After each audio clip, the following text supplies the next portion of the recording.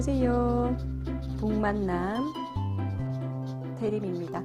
반갑습니다.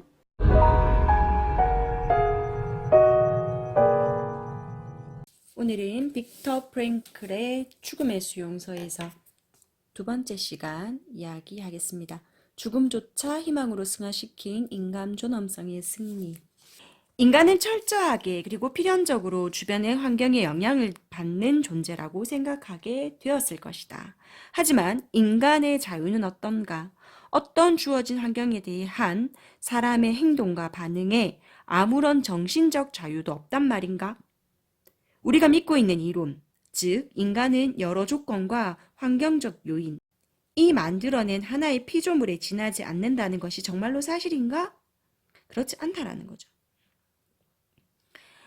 그런 환경에 직면한 인간에게 자신의 행동을 선택할 수 있는 자유란 없단 말인가?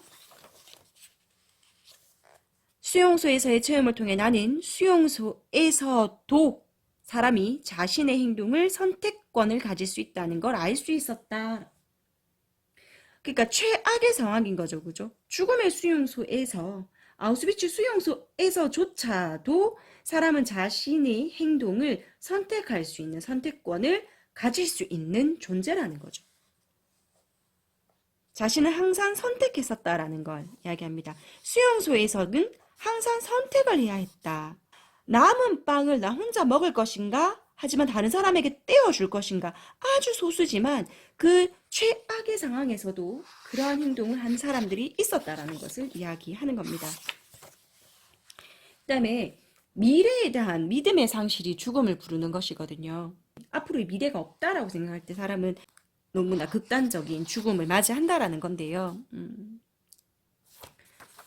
그래서 살아야 하는 이유에 대해서 니체의 말을 인용하고 있습니다. 왜 살아야 하는지 아는 사람은 그 어떤 상황도 견뎌낼 수 있다.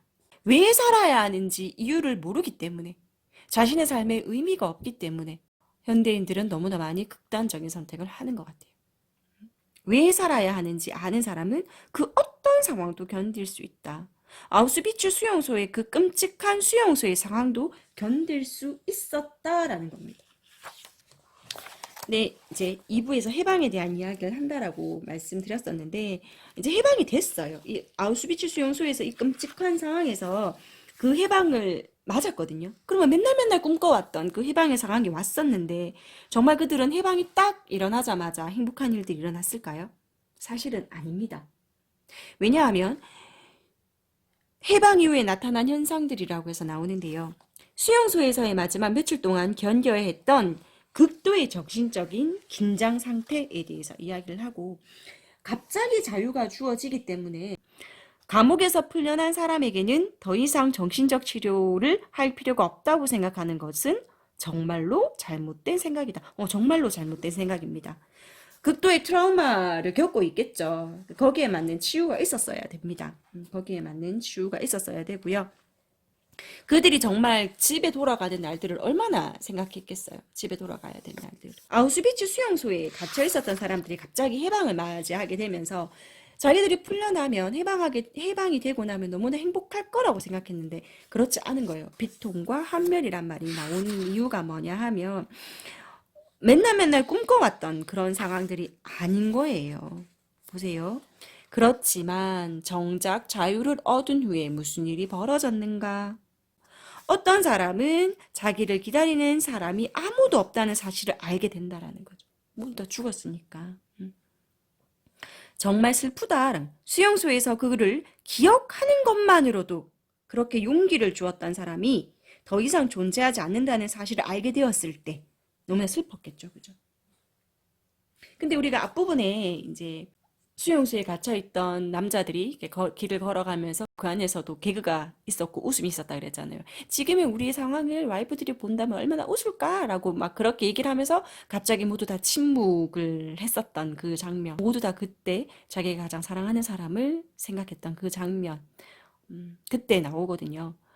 진짜 존재한다는 것, 존재하지 않는다는 것, 그게 중요하지 않다라는 이야기를 아까 일부에서 이야기를 했었는데요. 그 얘기를 합니다. 꿈속에서 수천 번 되풀이했던 것처럼 배를 눌렀던 것이다. 그러나 문을 열어주어야 할 사람은 그곳에 없었다. 아니, 앞으로도 계속 없을 것이다. 정말 좀 끔찍한 얘기긴 한데요. 네. 폭력적인 남편에게 맞고 살던 여자가 해방을 맞은 거예요. 그러니까 자유가 주어진 거예요. 그런 남편하고 격리가 되었다? 근데 문제는 뭐냐 하면 그 다음의 삶을 상상을 해본 적이 없는 거예요, 이 사람은. 그럼 다시 어떻게 할까요? 다시 자기를 때렸던 남편에게 돌아간다라는 거거든요. 너무 끔찍한 일이죠. 그래서 무엇이 잘못되었을까요? 긍정적인 그러한 미래를 대해서 계획하지 않았기 때문에 나타나는 문제라고 저는 생각을 하거든요. 지금 이 상황과 아까 제가 너무 극단적인 예를 들었지만 여기서도 보면 이래 말합니다. 살아 돌아온 사람이 시련을 통해 얻은 가장 값진 체험은 모든 시련을 겪고 난 후 이제 이 세상에서 신 이외에 아무것도 두려워할 필요가 없다고 하는 경이로운 느낌을 갖게 된 것이다. 꿈속에서 수천 번 되풀이했어요. 꿈속에서 수천 번 되풀이했고 문을 열어야 하는 그 앞에 왔어요. 아우슈비츠 수용소에서 해방되는 날을 그렇게 꿈꿔왔고 해방이 되었고 문 앞에 섰어요. 문을 열면 돼요. 근데 왜 못 열고 있을까요? 문을 열 것인가? 문을 열지 못할 것인가? 용기를 주었던 사람은 아무도 없다.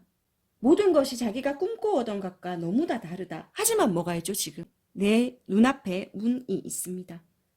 이제 닫힌 문을 열어야 합니다. 두려움을 이겨내고 닫힌 문을 열어야 합니다.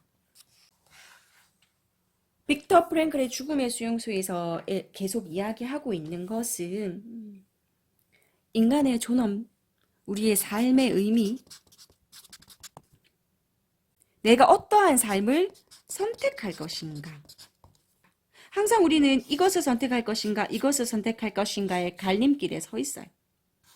어떤 선택을 할 것인가는 저희의 선택입니다. 북만남 함께 해주시고 계신 여러분들도 지금 북만남을 선택해 주신 거고요. 그래서 제가 선택 일기를 모집하려고 합니다. 12월 2일부터 12월 28일까지 총 4번의 만남으로 진행이 될 거고요. 우리의 삶에서 어떤 선택을 할 것인가에 대해서 함께 나누는 그런 모임을 시작하려고 합니다. 신청은 11월 24일부터 11월 30일까지 저희 인스타 북만남 인스타그램에 개인적으로 DM을 주시거나 북만남 카페에 들어오셔서 신청서를 작성해 주시면 됩니다. 빅터 프랭클의 죽음의 수용소를 통해서 우리가 어떠한 삶을 선택할 것인가에 대해서 이야기를 나누어 보았고요. 지금부터 우리가 좋은 선택을 할 수 있는 삶을, 행복한 삶을 선택할 수 있는 우리가 되었으면 좋겠습니다. 북만남 구독해 주시는 여러분들 언제나 감사하고요. 이미 여러분들은 충분하십니다. 구독과 좋아요는 제가 이 채널을 유지하는 데 큰 힘이 됩니다. 함께 해주셔서 감사합니다. 고맙습니다.